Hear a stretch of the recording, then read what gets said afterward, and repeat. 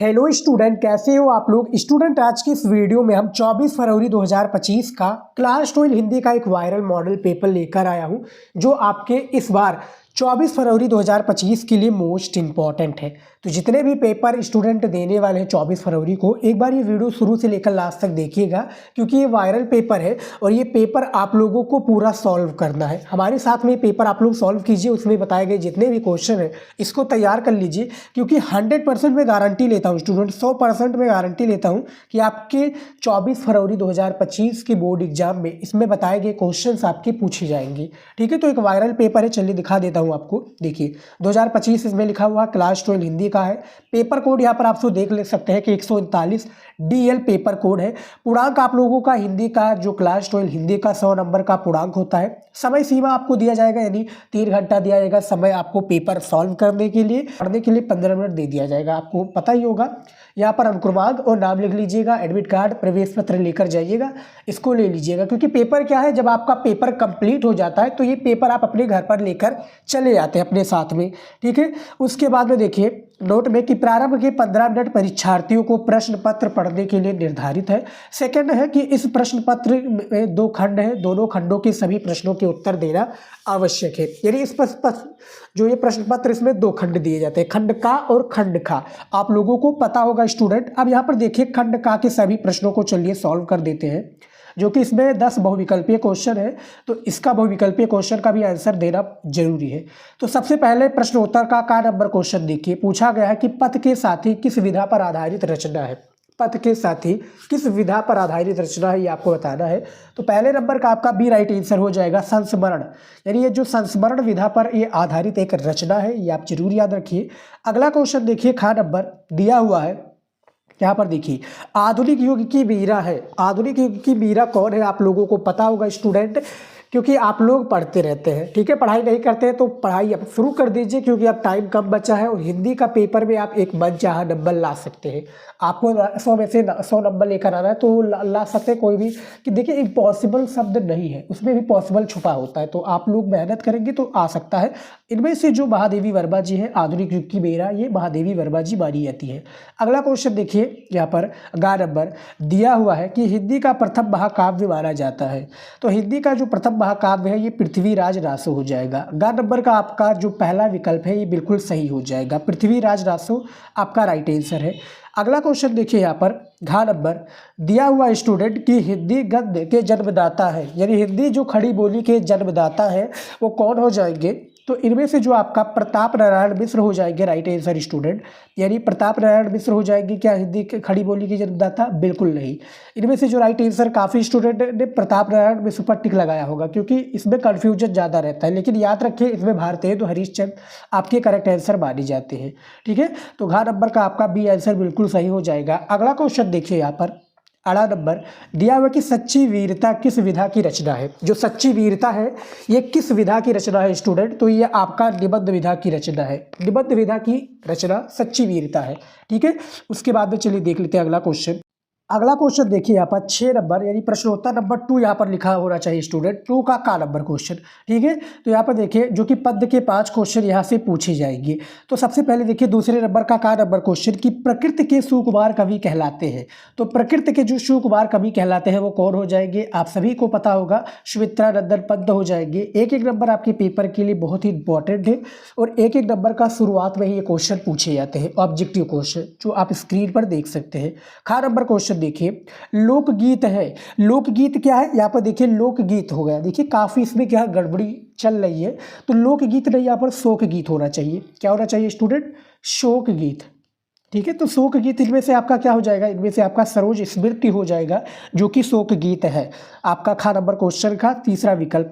गा number question देखिए, आवारा मसीहा के रचनाकार हैं। आवारा मसीहा की रचना कौन है, तो इसमें से सच्चिदानंद हीरानंद वात्सेन क्या आगे जी हो जाएगी, आप लोग बताइए। तो क्या इसमें विष्णु प्रभाकर हो जाएंगे या यशपाल हो जाएंगे या मोहन राकेश हो जाएंगे। ठीक है, तो बताइएगा इनमें से जो राइट आंसर हो जाएगा स्टूडेंट, वो आपका क्या हो जाएगा, वो आपका हो जाएगा विष्णु प्रभाकर। बिल्कुल करेक्ट आंसर, विष्णु प्रभाकर जी आवारा मसीहा के रचनाकार हैं। 11 नंबर क्वेश्चन देखिए, यहाँ पर दिया हुआ है कि खड़ी बोली गद्य की प्रथम प्रमाणिक रचना मानी जाती है। कौन सी रचना मानी जाती है? खड़ी बोली की प्रथम प्रमाणिक रचना, तो वो आपका कौन सा हो जाएगा, वो आपका प्रेम सागर हो जाएगा। ठीक है स्टूडेंट, प्रेम सागर बिल्कुल सही विकल्प हो जाएगा। अगला क्वेश्चन देख लेते हैं। यहाँ पर देखिए 18 नंबर क्वेश्चन दिया हुआ है कि चिंतामणि के रचनाकार कौन है? आचार्य रामचंद्र शुक्ल। पट्टिक लगा दीजिएगा। हाई स्कूल में आप लोगों ने पढ़ा होगा, इनका एक चैप्टर है मित्रता, जो कि काफ़ी प्रख्यात चैप्टर है, और इनका एक प्रकार से रचना यही है चिंतामणि। चिंतामणि किस विधा की रचना, ये आप लोग कॉमेंट में बताइए। ठीक है, तो चिंतामणि के रचनाकार कौन है? रामचंद्र शुक्ल जी है। आचार्य रामचंद्र शुक्ल भी आप लोग कह सकते हैं। अब हमारा आ चुका है गद्य से रिलेटेड क्वेश्चन। ठीक है, ये बेसिकली क्या है, 2 गद्य होते हैं और 10 नंबर का एक गद्य होता है। यहाँ पर आप देख सकते हैं 10 नंबर का एक गद्यांश दिया होता है। इसमें क्या है, 2 नंबर का एक प्रश्न होता है। टोटल 5 क्वेश्चन दिए जाते हैं और 2 गद्यांश होते हैं। यहाँ पर आप स्क्रीन पर देख सकते हैं, एक ये दिया हुआ है गद्यांश और आपका एक ये गद्यांश दिया हुआ है। दोनों में से आपको टोटल 5 प्रश्नों का उत्तर देना है। ठीक है, यहाँ पर 5 प्रश्नों के उत्तर के अलावा आपको कुछ भी नहीं देना है। दोनों में 5-5 क्वेश्चन दिए हुए हैं। जैसे यहाँ पर पूछा गया है तीसरे नंबर में, देखिए कि दिए गए गद्यांश पर आधारित निम्नलिखित प्रश्नों का उत्तर दीजिए। यानी जो गद्यांश दिया हुआ उसके प्रश्नों का हमें क्या करना है, उत्तर देना है। ठीक है, तो प्रश्न देखिए क्या क्या पूछा गया, मैं आपको दिखाना चाहूँगा। जैसे इसमें देखिए सबसे पहला क्वेश्चन पूछा गया है कि उपयुक्त गद्यांश के पाठ और शीर्षक लेखक का नाम लिखिए। पाठ और शीर्षक और लेखक का नाम लिखना है। तो देखिए सबसे पहले आपको पता होना चाहिए कि किस चैप्टर से है, ये आपको पता होना चाहिए। नहीं पता है तो फिर भी आपको की पॉइंट में बता देता हूँ। देखिए जो कुछ भी हम इस संसार में देखते हैं वो ऊर्जा का ही स्वरूप है। जैसे कि महर्षि अरविंद ने कहा है कि हम भी ऊर्जा का ही अंश है। अब देखिए ये चैप्टर का नाम है हम और हमारा आदर्श। ठीक है, हम और हमारा आदर्श। इसके जो लेखक है वो है कौन भैया? डॉक्टर APJ अब्दुल कलाम जी। डॉक्टर APJ अब्दुल कलाम जी इसके राइट आंसर हो जाएंगे। तो जो पहला क्वेश्चन था इसका आंसर मैंने आपको बता दिया है कि उपयुक्त गद्यांश और पाठ का नाम क्या है। तो पाठ का नाम है स्टूडेंट हम और हमारा आदर्श, और इसके जो लेखक है डॉक्टर APJ अब्दुल कलाम जी इसके लेखक हो जाएंगे। उसके बाद में देखिए जो आपका 4 क्वेश्चन है इसका आंसर इसी गद्यांश में आपको देखने को मिलेगा। ठीक है, इसी गद्यांश में। अब आप लोग वीडियो को रोक कर इस गद्यांश को आप लोग सॉल्व कर लीजिए। ठीक है, ये जो हमारा हम और हमारा आदर्श चैप्टर है, इससे बोर्ड एग्जाम में काफ़ी गद्यांश आपके पेपर में पूछे जाते हैं, तो तैयार कर लीजिएगा। उसके बाद में देखिए यहाँ पर अथवा करके क्वेश्चन पूछा गया है जो कि अशोक के फूल से लिया गया। इसमें देखिए की पॉइंट देखिए, अशोक का वृक्ष। ठीक है, जहाँ पर देखिए बार बार अशोक, देखिए राष्ट्र का स्वरूप में भी पूछा जाता है। तो जहाँ पर देखिए राष्ट्र, फिर राष्ट्रवाद दिखे, वृक्ष दिखे, माता दिखे, भूमि दिखे, तो समझ जाइए कि राष्ट्र का स्वरूप है। यानी इसमें कुछ की पॉइंट होता है जिससे आप चैप्टर का नाम और उसके लेखक का नाम पहचान सकते हैं स्टूडेंट। ठीक है, तो इसमें भी 5 क्वेश्चन दिए हुए जैसे कि यहाँ पर दिया हुआ है ना। देखिए कि उपयुक्त गद्यांश के पाठ और उसके शीर्षक लेखक का नाम लिखिए। तो चैप्टर का नाम है अशोक का फूल, उसके लेखक है आचार्य हजारी प्रसाद द्विवेदी जी। ठीक है, ये आपको कंप्लीट हो गया। अब देखिए यहाँ पर पूछा गया दूसरा क्वेश्चन की रेखांकित अंश की व्याख्या कीजिए। तो ये जो रेखा खींची हुई ना कि वह सामंत उखड़ गए, समाज ढह गए और मनोदोषों की धूमधाम भी मिट गई। तो यहाँ से लेकर यहाँ तक इसका एक प्रकार से क्या हमें करना है स्टूडेंट, व्याख्या करना है। रेखांकित अंश की व्याख्या जो कि आचार्य हजारी प्रसाद द्विवेदी जी ने ऑलरेडी किया हुआ, इसी का हमें व्याख्या कर देना है। तो ठीक है, आपको व्याख्या कर देना है और आपको 2 नंबर दे दिया जाएगा। ठीक है, यानी इसका अर्थ इन्होंने रेखांकित अंश का अर्थ जो बताया है आचार्य हजारी प्रसाद द्विवेदी जी ने ऑलरेडी इसका अर्थ बता चुका है। ठीक है, और उसके बाद में रेखांकित अंश की हमारा अब बाकी का जो 3 क्वेश्चन है स्टूडेंट, इसका आंसर आपको इसी गद्यांश में देखने को मिलेगा। मैंने आप लोग हमारे वीडियोज़ को देखते होंगे तो उसमें मैंने कई बार आपको बताया कि गद्यांश को कैसे सॉल्व किया जाता है। ठीक है, ये पेपर इंपॉर्टेंट है, ये आप लोग जरूर याद रखिए। और अशोक के फूल के भी चैप्टर से आपके जो गद्यांश पेपर में पूछे जाते हैं, तैयार कर लीजिएगा। चौथा नंबर क्वेश्चन देखिए दिया हुआ है कि पद्यांश पर आधारित, क्या दिया हुआ है कि पद्यांश पर आधारित निम्नलिखित प्रश्नों का उत्तर दीजिए। ये भी पद्यांश भी 10 नंबर का आपके पेपर में दिया होता है और इसमें भी आपके 2 पद्यांश पेपर में पूछे जाते हैं। स्क्रीन पर आप देख सकते हैं अथवा करके एक ये दिया हुआ है और एक ये वाला पद्यांश दिया हुआ है। तो दोनों में से किसी एक को करना है जिसके लिए आपको एग्जामिनर टोटल 10 नंबर देगा स्टूडेंट। ठीक है, जैसे यहाँ पर दिया हुआ है ना कि सावधान मनुष्य यदि विज्ञान है तलवार तो दो इसे दो फेंक, तजकर वो स्मृति के पार और हो चुका है सिद्ध है तू शिशु अब भी अज्ञान। फूल कांटों की तुझे कुछ भी नहीं पहचान, खेल सकता तू नहीं ले हाथ में तलवार, काट लेगा अंग तीखी बड़ी है ये धार। बहुत ही काफ़ी इंपॉर्टेंट पद्यांश है और इसमें 5 क्वेश्चन देखिए जिस तरह से गद्यांश में था ना कि 10 नंबर आपको गद्यांश में दिए जाते हैं, हर एक प्रश्न के लिए 2 नंबर दिए जाएंगे, सेम प्रोसेस इसमें भी है। इसमें भी 5 क्वेश्चन आपके पद्यांश के दिए हुए हैं। जैसे यहाँ पर देखिए सबसे पहला क्वेश्चन दिया कि उपयुक्त पद्यांश के शीर्षक और कवि का नाम लिखिए। देखिए शीर्षक और कवि और रेखांकित अंश की व्याख्या ये कंपलसरी है, यानी दोनों में पूछे जाते हैं, गद्यांश हो या पद्यांश, दोनों में क्वेश्चंस आपके 2 क्वेश्चन तो पूछे ही जाएंगे। बाकी का जो 3 क्वेश्चन होता है उसी पद्यांश से जुड़े होते हैं। इसमें देखिए सबसे पहला जो क्वेश्चन था कि किससे लिया गया है, यानी कवि और चैप्टर का नाम बताइए। तो चैप्टर का नाम है स्टूडेंट अभिनव मनुष्य। क्या नाम है? अभिनव मनुष्य। और इसके जो कवि है वो है रामधारी सिंह दिनकर। रामधारी सिंह दिनकर जी है इसके कवि। की सावधान मनुष्य आप लोगों ने क्लास 12 हिंदी में, यानी हिंदी में ज़्यादातर पूछे जाते हैं, जो कि निबंध आप लोगों ने देखा होगा, ठीक है। तो सावधान मनुष्य यदि विज्ञान है तलवार, जो कि विज्ञान वरदान है अभिशाप ना, उसमें दिया हुआ ना कि सावधान मनुष्य यदि विज्ञान है तलवार तो दो इसे फेंक तजकर मोह स्मृति के पार, हो चुका है सिद्ध अभी तू है शिशु अज्ञान, खेल लेगा काट लेगा अंग तीखी बड़ी है ये धार। बहुत इंपॉर्टेंट है। उसके बाद में देखिए रेखांकित अंश की व्याख्या कीजिए। अब देखिए रेखा कौन सा खींची हुई है, ये देखिए कि हो चुका है सिद्ध है तू शिशु अभी अज्ञान, फूल कांटों की तुझे कुछ भी नहीं पहचान, ठीक है। तो यहाँ से लेकर हमें पहचान तक हमें इसका व्याख्या करना है, जो कि रामधारी सिंह दिनकर जी ने इसका अर्थ बताया है कि इसका क्या अर्थ होता है बेसिकली, ठीक है। उसके बाद भी देखिए 3 क्वेश्चन जो होता है, बाकी का 3 क्वेश्चन, इसका आंसर आपको इसी पद्यांश में देखने को मिल जाएगा, ठीक है। तो इसको भी आप लोग तैयार कर लीजिएगा। मेरे गद्यांश और पद्यांश को कैसे सॉल्व करना है फ्री में, यानी आपको फ्री में कैसे 10 नंबर मिलेगा बिना कुछ किए हुए, बिना कुछ पढ़े, आपको नहीं आता कि गद्यांश पद्यांश को सॉल्व करना, तो वो वीडियो जरूर देख लीजिएगा, ठीक है स्टूडेंट। तो वो वीडियो आप लोग देख लेंगे कि गद्यांश पद्यांश को कैसे सॉल्व करना, तो उसमें मैंने बताया है आप लोगों को जो है 10-10 नंबर फ्री में मिल जाएंगे। उसके बाद में अथवा करके ये वाला भी दिया हुआ स्टूडेंट की मानव का रचा हुआ सूरज मानव को भाप बनाकर सूख गया, पत्थर पर लिखी हुई ये जली हुई छाया मानव की साखी है। तो ये किससे लिया गया है? ये है हिरोशिमा से। किससे? हिरोशिमा से लिया गया चैप्टर से। ये आपका पद्यांश है। इसके जो एक प्रकार से कवि है सच्चिदानंद हीरानंद वात्स्ययन आगे जी इसके कवि हैं, ठीक है। उसके बाद में देखिए 5 नंबर क्वेश्चन स्क्रीन पर आप लोग यहाँ पर देख सकते हैं। 5 नंबर का नंबर क्वेश्चन है कि निम्नलिखित में से किसी एक लेखक का जीवन परिचय देते हुए उनकी रचनाओं का उल्लेख कीजिए। उनकी रचनाओं का क्या करना है? उल्लेख करना है। 5 नंबर का ये जीवन परिचय है। इसमें देखिए सबसे पहला जीवन परिचय है वासुदेव शरण अग्रवाल जी का, दूसरा है डॉक्टर APJ अब्दुल कलाम जी का, जो कि लेखक का जीवन परिचय की बात हो रही है, और तीसरे हैं कन्हैया लाल मिश्र प्रभाकर जी। ये 3 जीवन परिचय लेखक में सबसे ज़्यादा इंपॉर्टेंट होते हैं, जो आप लोगों को 5 नंबर दिलाकर जाएंगे। तो जीवन परिचय का मैंने ऑलरेडी वीडियो बनाया हुआ कि आपको कौन कौन सी जीवन परिचय तैयार करके जानी है बोर्ड एग्जाम में, तो वो वीडियो आप लोग जरूर देख लीजिए स्टूडेंट, काफ़ी इंपॉर्टेंट वीडियो है आप सभी के लिए।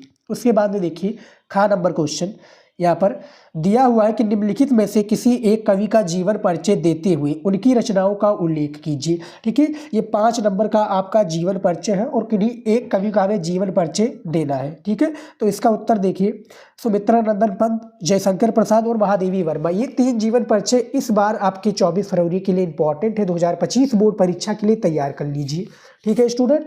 उसके बाद में देखिए अगला हमारा टॉपिक जो क्वेश्चन आ चुका है वो क्या है?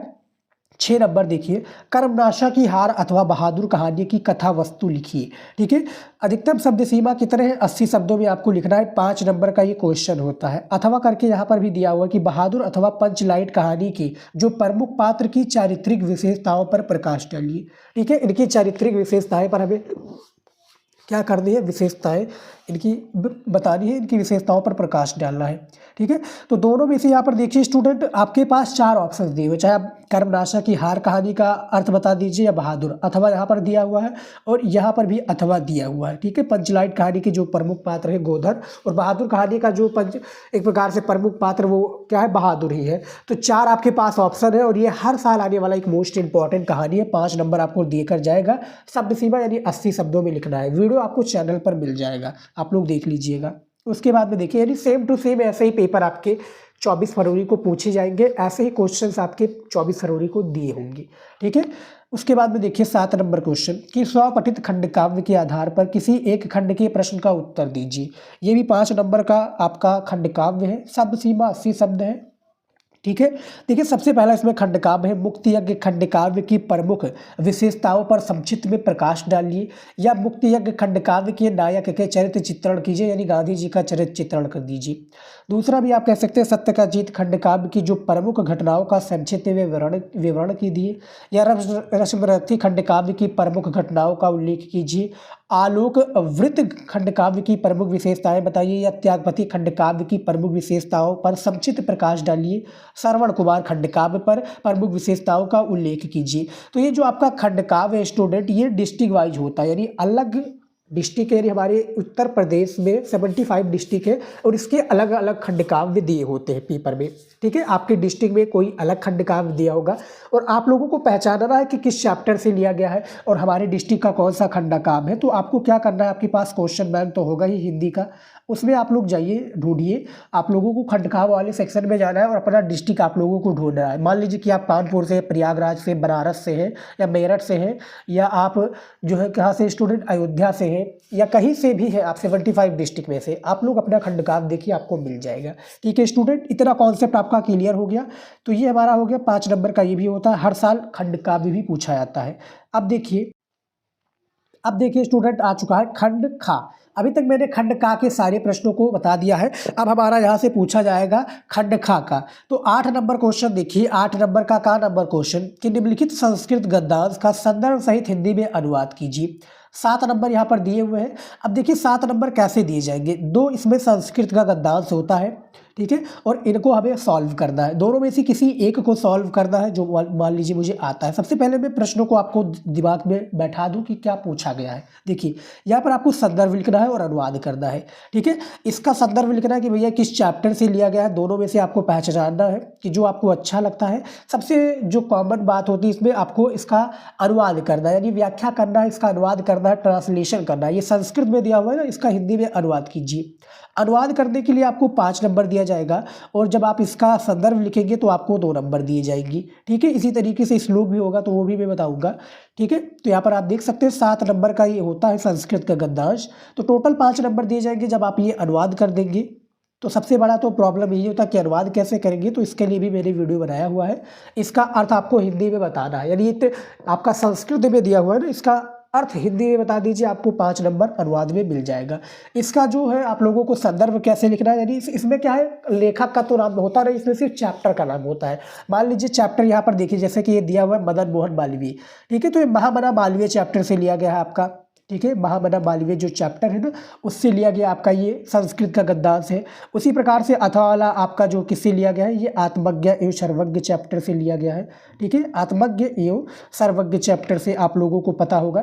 ठीक है, तो दोनों में से किसी एक को आपको अनुवाद कर देना है और संदर्भ तो आप दोनों में कोई भी आप लिख सकते हैं। जैसे इसमें संदर्भ कैसे पूछे जाएंगे कि प्रस्तुत संस्कृत भाग, प्रस्तुत गद्यावतरण संस्कृत भाग से लिया गया, यानी संस्कृत भाग के एक मान लीजिए महामना मालवीय चैप्टर से लिया गया एक उद्धृत चैप्टर है। तो इस तरह से आपके पूछे जाएंगे, जो संदर्भ लिख दीजिएगा इस तरह से, और 2 नंबर आपको इसमें मिल जाएंगे, 5 नंबर इसमें मिल जाएंगे। ठीक है, समझ में आ गया। अब यहाँ पर देखिए खा नंबर क्वेश्चन।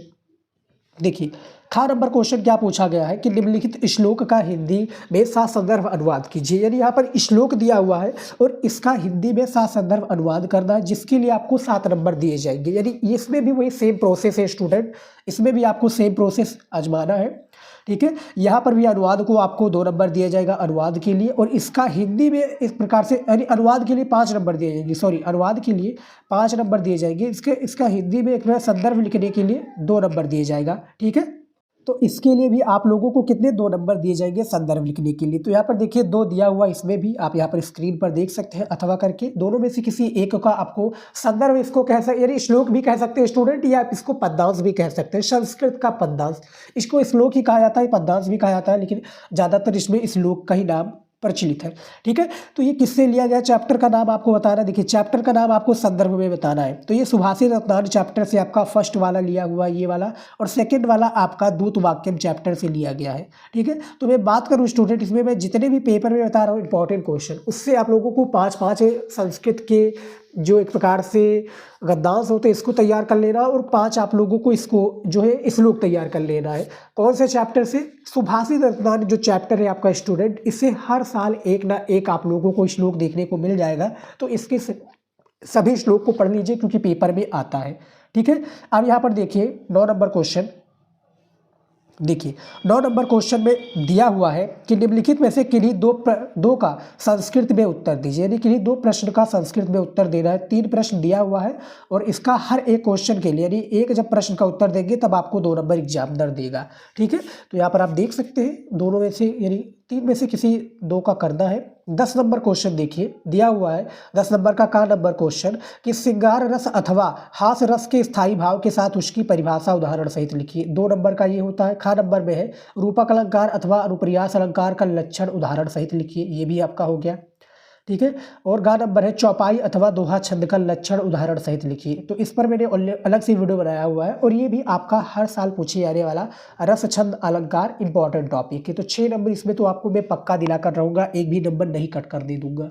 ठीक है, उसके बाद में देखिए 11 नंबर क्वेश्चन दिया हुआ है कि निम्नलिखित में से किसी एक विषय पर निबंध लिखिए, यानी किसी एक टॉपिक पर आपको निबंध लिखना है। निबंध कितने? 250 शब्दों में आपको मिनिमम निबंध लिखना है। 9 नंबर आपको दिए जाएंगे निबंध के लिए। तो कौन कौन से निबंध इंपॉर्टेंट है? सबसे पहला निबंध है भारत में बेरोजगारी की समस्या और उनके समाधान के ऊपर, ये इंपॉर्टेंट हो गया। दूसरा है विज्ञान वरदान है या अभिशाप, इसके बारे में आपको बताना है। तीसरा है पर्यावरण प्रदूषण की समस्या और समाधान, इसके बारे में निबंध है। और चौथा है मेरे प्रिय कवि जयशंकर प्रसाद या गोस्वामी तुलसीदास, दोनों हो सकते हैं। उसके बाद में देखिए 5वां आतंकवाद कारण और निवारण, यानी आतंकवाद की समस्या और उसके समाधान के बारे में हमें बताना रहेगा स्टूडेंट। तो टोटल आपके 5 निबंध दिए हुए हैं, लेकिन इनमें से आप लोग यहाँ पर क्वेश्चन में देखेंगे तो दिया हुआ है निम्नलिखित में से किसी एक विषय पर, यानी किसी एक टॉपिक पर आपको निबंध लिखना है, जिसके लिए 9 नंबर एग्जामिनर आपको देगा। ठीक है, तो यहाँ पर देखिए अब हमारा अगला क्वेश्चन आ चुका है। ये सभी पर निबंध पर मैंने ऑलरेडी वीडियो बनाया हुआ, स्टूडेंट आप जरूर देख लीजिएगा।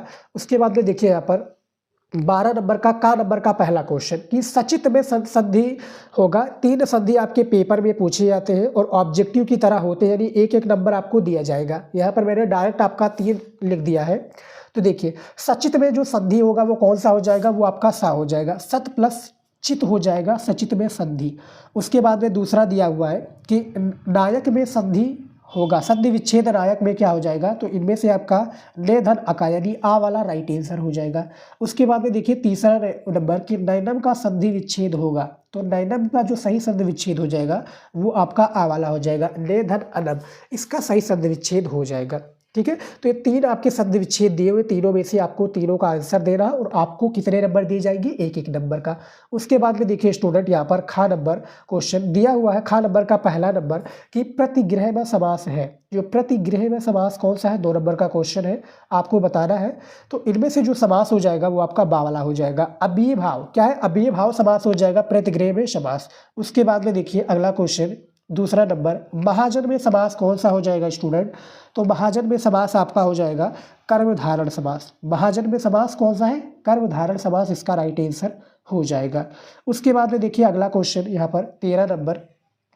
देखिए 13 नंबर का नंबर क्वेश्चन दिया हुआ है और इसका पहला क्वेश्चन कि श्रीमती शब्द में प्रत्यय है। ये 2 प्रत्यय आपके पूछे जाते हैं पेपर में, तो श्रीमती शब्द में प्रत्यय हमें बताना है। तो इसमें जो प्रत्यय हो जाएगा वो आपका मतुप हो जाएगा, मतुप श्रीमती शब्द में प्रत्यय है। अगला क्वेश्चन है दूसरा नंबर कि नित्वा शब्द में प्रत्यय कौन सा हो जाएगा? तो इसमें शायद कौन सा हो जाएगा? कत्वा हो जाएगा, नित्वा कत्वा। ठीक है, उसके बाद में देखिए खा नंबर क्वेश्चन, ये क्या पूछा गया है खा नंबर में कि रेखांकित पदों में से किसी एक पद में विभक्ति तथा संबंधित नियम का उल्लेख कीजिए। 2 नंबर का होता है और इसमें से किसी एक का करना है। टोटल 3 दिए हुए हैं, किसी एक का हमें उसके नियम और उससे संबंधित जो विभक्ति है इसके बारे में बताना है। जैसे यहाँ पर दिया हुआ है कि ग्राम परिता क्षेत्राणि सन्ति, यानी इसके बारे में आपको बताना है। इसका मैं सूत्र आपको बता देता हूँ। सूत्र यानी नियम कि अमिता परता समया निक्षा हा प्रतियोगी, इसका नियम है। इसका जो विभक्ति है ये द्वितीय विभक्ति है। इसका आपको हिंदी में अर्थ लिख देना है, आपका 2 नंबर कंप्लीट हो जाएगा। ठीक है, उसके बाद देखिए 14 नंबर क्वेश्चन कि वाद विवाद प्रतियोगिता में पहली बार भाग लेने तथा पुरस्कार पाने का अनुभव बताते हुए अपने मित्र को लगभग 80 से 100 शब्दों में एक पत्र लिखिए।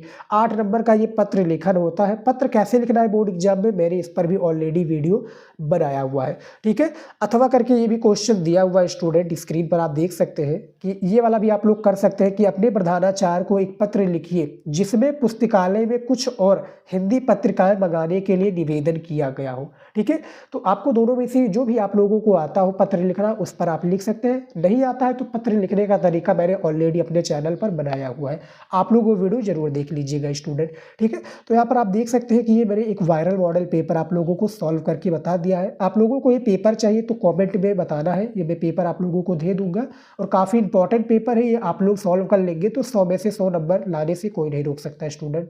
ठीक है, वायरल पेपर और इसी तरीके से मैं वीडियो लेकर आता रहता हूँ, तो प्लीज़ स्टूडेंट चैनल को सब्सक्राइब कर लीजिए, सपोर्ट बनाए रखिए इस चैनल पर। सेकंड चैनल है हमारा, इसको सब्सक्राइब कीजिए और वीडियो को लाइक जरूर कर लीजिएगा और वीडियो को अपने दोस्तों के पास शेयर कीजिए जो 24 फरवरी को आपके साथ पेपर देने वाले हैं।